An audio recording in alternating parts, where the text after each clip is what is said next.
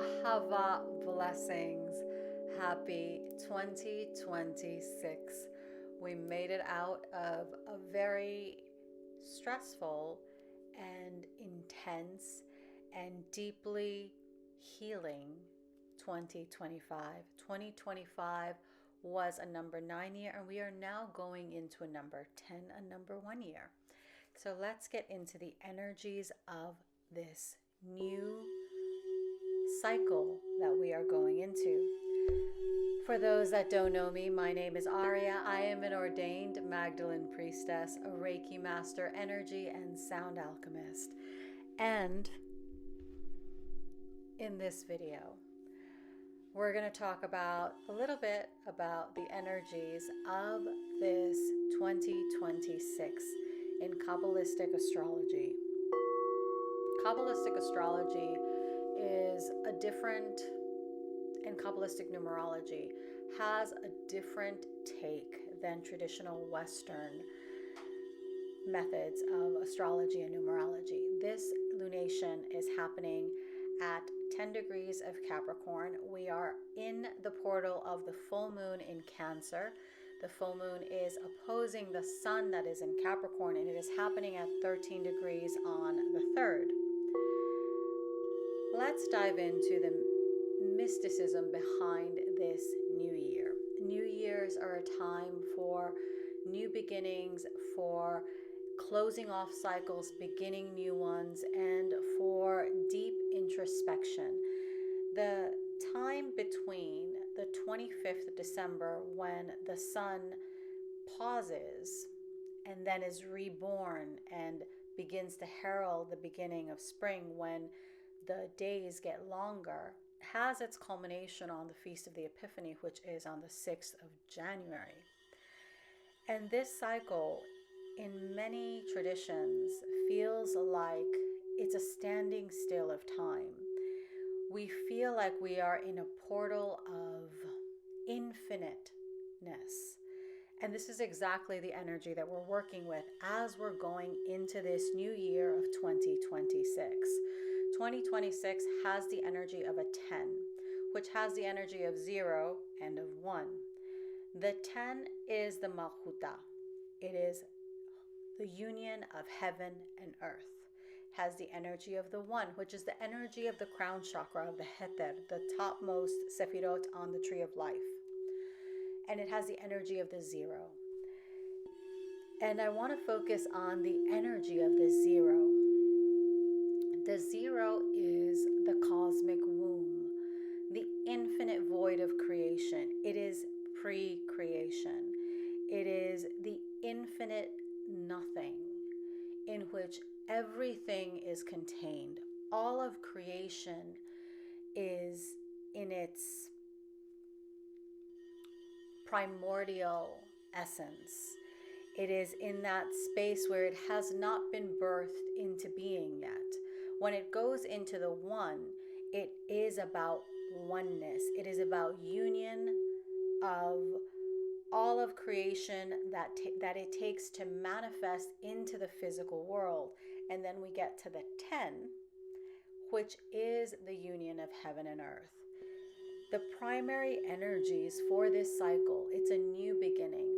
We are ending a cycle of all of the turmoil that is happening, and we're still going to be feeling a lot of the energy of this chaotic, dualistic, this incredibly strong energy to pick a side. However, when we look at this energy from the Kabbalistic perspective, we are here to transcend duality. Many traditions have a fatalistic aspect to their teachings. Your natal chart, your horoscope, whatever, it means this and that's it. Yes, on a level of duality that is this earth plane that we chose to incarnate into, it is that black and white. It is the shadow of Aquarius is authoritarianism. It is the shadow of Pisces is the victimhood. It is that. However, we have incarnated to transcend the duality that we are living in. This is what our soul incarnated to do. And how do we transcend this energy? How do we transcend duality? We transcend duality by remembering the heart space. Your heart is where we unite heaven and earth. In terms of your soul and your experience, your heart is where we unite the physical aspect of our incarnation, the physical body, our physical experience, with the experience of the cosmic part of ourselves, the part of ourselves that is infinite and at one with the divine. This infinite part of us knows that we are oneness. Your soul knows that you are infinite cosmic oneness. Your human self sometimes has a hard time processing that. And this is why this energy of Capricorn Tevet that we are leading off into as we go into this 2026 year is so important. The energies of Tevet are that of the Beit and Ayin. The Beit is creation. The Beit is the first letter that begins the whole story of the Genesis of creation. Bereshit, the Bereshit. Ayin is the sight, the knowing, the soul knowing. It is seeing with the eyes of the soul. It is in many ways that nothing, that infinite part of us, connecting with that part of us.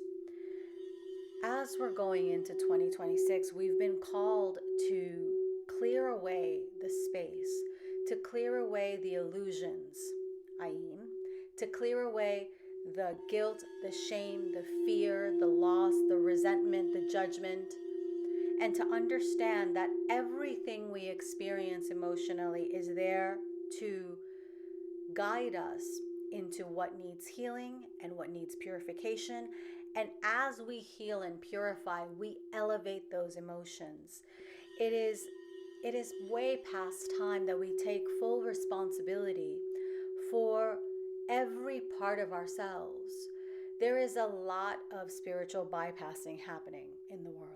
There is a lot of victimhood. There is a lot of taking some kind of bullshit pride in, well, I've been the oppressor, so it is my, I have to bear this cross. And then from that place of feeling guilty about maybe what your ancestors did, from that space, we then go into, oh, well, we must save someone else. We are not here to save anyone. And I will say this again. We are not here to save anyone. The moment that you arrogantly believe that you are here to save someone and that whatever you're promoting is going to save them, you are acting from the ego. And that is the opposite of what this energy is. The opposite of what the energy of Capricorn and Tevet is. The opposite of what this energy of oneness that we're going into in 2026 is. We are not here to save, to control, to manipulate, to subjugate anything outside of us. We are not here to be controlled by anything outside of us. The moment that we give away our power to something outside of us, it doesn't matter what it is. We are disconnecting ourselves from our infinite source, from the divine, from Allah, God, Goddess. It doesn't matter how you want to define it. The energy of creation is my favorite way to define it. We are disconnecting ourselves from the energy of creation when we, from the ego, believe that we're going out to save someone else. Do this, you will be saved. Take that, you will be saved. Bullshit. Go within. Go within. Be willing to go within, to wrestle with your own demons, with your own erroneous beliefs, with your own false identities, and every single one of us has them. Why? Because we were born into this world of duality, and because we have been indoctrinated in various mythologies, forms, ways of thinking, being, doing, schooling, whatever. All of these things have us in a myopic perspective, like a horse with blinders on, thinking that only one thing can save us. The one thing that can save you is yourself. When you go within, having faith and surrender. And it is something that I myself am working on, not just working on releasing the anger and the trauma and the fear in my own body, but also letting go of my attachment to what needs to happen in this world. And yes, I can sense things, and I have the ability to connect to different timelines and different pathways. However, more than my own receiving of information, I must have faith that my connection to the divine is what is guiding me. And that is what I must put my faith in, that every moment I am fine-tuning my frequency, my alignment, taking responsibility for where I have maybe not acted correctly, and course correcting. When we have the courage to look at ourselves, to look at all parts of our life, what we've manifested successfully, what we've yet to manifest, what we've manifested unsuccessfully, quote unquote. When we have the courage to do that, then we liberate ourselves from the false expectations that are based on the ego, that are based on the false sense of self, and we align ourselves with our infinite calling, with our infinite mission. And I want to share this about our mission, because this Capricorn energy has a lot to do with our mission. And the mission, of course, is uniting heaven and earth, right? And the union of heaven and earth, it seems really mystical and esoteric.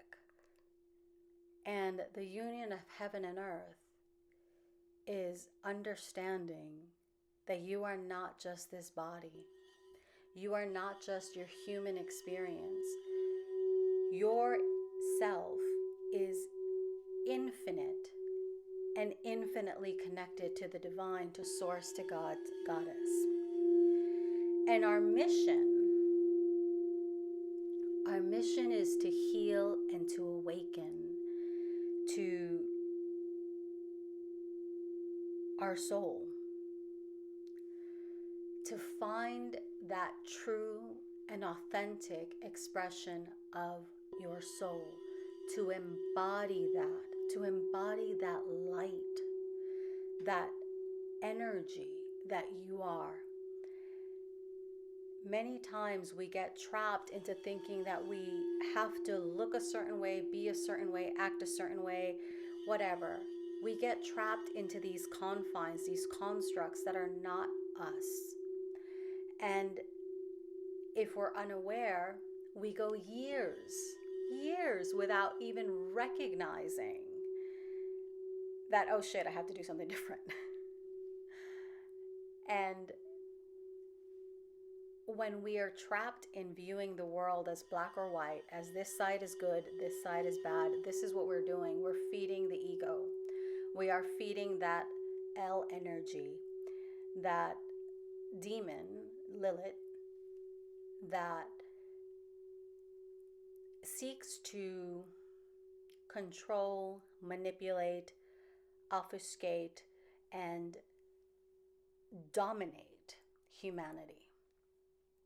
How do we know we are operating from this lower dimensional energy? We're willing to do anything in order to receive whatever it is that we're looking to manifest. We're not actually thinking for ourselves. We're allowing others to do our thinking for us. We're not actually doing the work to dismantle the patterns and the programs that we've taken on, but rather we're taking more on and kind of doubling down, as if that doubling down, even if it actually makes no cognitive sense, is what we need to be doing. And all of that serves to keep us further enslaved and in the chains of the matrix. A lot of people talk about escaping the matrix. What they don't understand is the matrix is simply a construct of your own thoughts. Your own thoughts create the reality, the structure, the matrix of the reality that you live in. The moment that you understand that it is you that is projecting your thoughts and consciousness onto the world, and therefore coloring what you see through a certain lens, then you liberate yourself. And there will always be new layers of liberation. There isn't just one. There isn't just one moment of enlightenment and aha, and all of a sudden on the mountaintop, you're better than the plebes. You're better than the little people. You're on top of this mountain and you're enlightened. That's not how this works. That's not what we signed up for as soul. We signed up as soul to awaken and reawaken and peel away those layers that we have taken on that is not authentic to the soul that we came here to embody. And this is the energy of this 10. This 1 year will be challenging for those of us who do not want to live authentically. For those of us who are holding on to the old patterns and the stuff we didn't let go from the other cycle, we will struggle because we're so hell-bent on bringing the old shit in with us that we're going to be bogged down. However, the more you choose to let go and let God, let go and trust in your connection to the divine. Constantly be working to fine-tune this connection, to strengthen this connection. This is what Yeshua and Magdalene came here to embody as a divine couple, as holders of the divine union template. They came here to embody this, to show humanity how to do this, to show us how to do it. They came here to show us that the divine is not outside of us. It's not in a temple. It's not in a book. It's not in dogma. It's not in a rigid belief system. It's in creation. It's in understanding yourself as a conscious being, constantly co-creating your experience with the divine.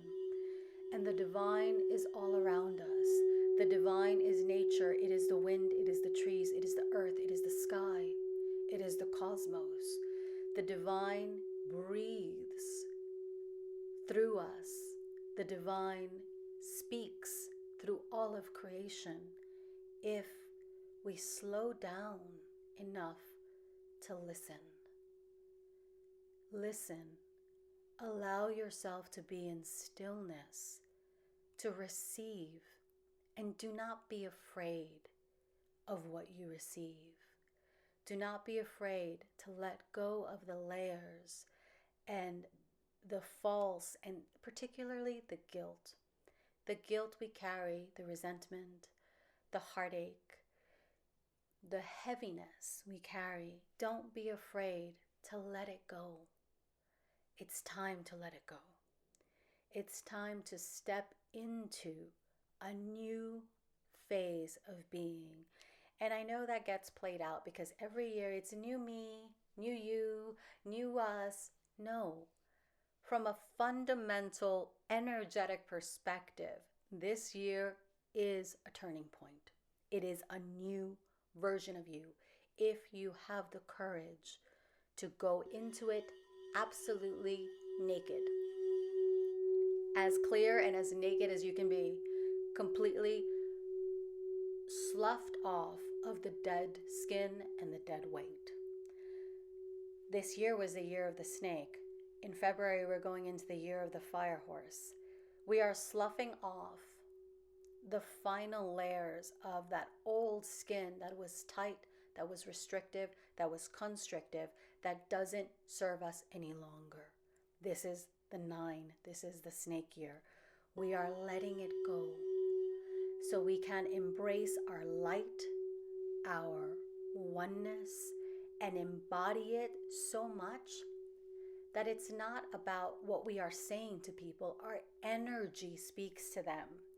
Our energy is what people are drawn to.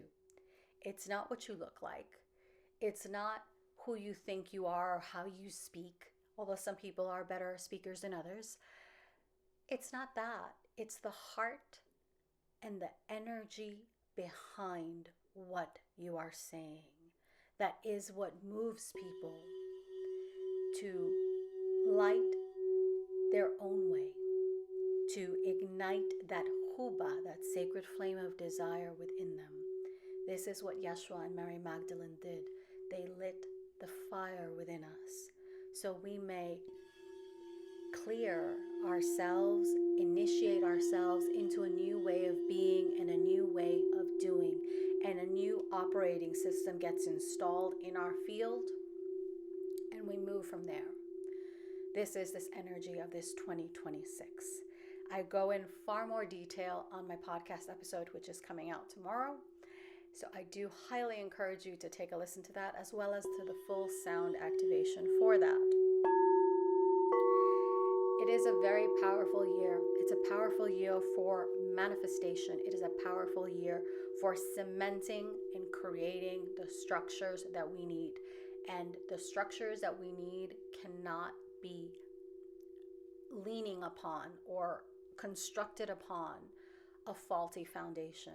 So take the time to clear and let go of what needs to be shed. Because your soul came here to embody something far, far greater than our mind has a concept of.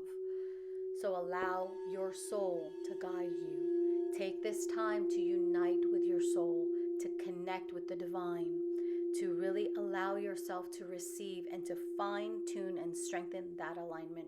Your frequency is what is going to determine what you manifest, what you birth into being, and what you don't. It is not up to anything or anyone outside of us. And I know that many parts of our society do think that something outside of you is controlling you. No, nothing outside of you is controlling you. It is you. You give power to something outside of you to fuck with your energy. You don't need to do that. It is up to you. Every single one of us is sovereign. Every single one of us has infinite potential. Every single one of us has the ability to connect. Every single one of us has the ability to correct and to fine-tune our alignment. Alignment. Aligning your energy to be that vessel for the divine.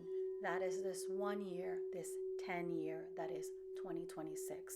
Coming back into your knowing that you are infinite consciousness expressing itself through your vessel. And through your vessel, your soul expresses the magic and the beauty and the wisdom that your soul came here to birth.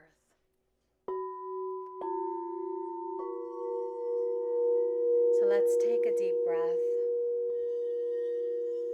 And let's receive a few moments of these beautiful crystal alchemy singing bowls, allowing them to return us into our primordial self. Return to the cosmic womb. Return to your oneness and bring that energy into this physical plane, into your Malkuta, into your experience.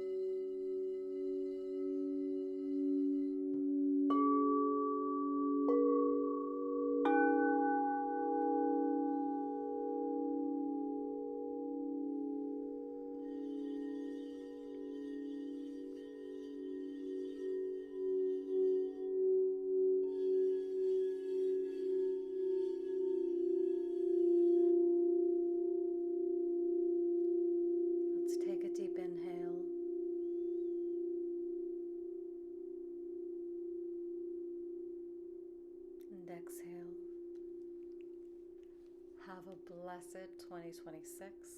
If you enjoyed this video, like, share, and subscribe. And of course, don't forget to tune into the podcast episodes Embodying the Shekinah that are linked in the description. Have a blessed 2026. Ahava. Blessings.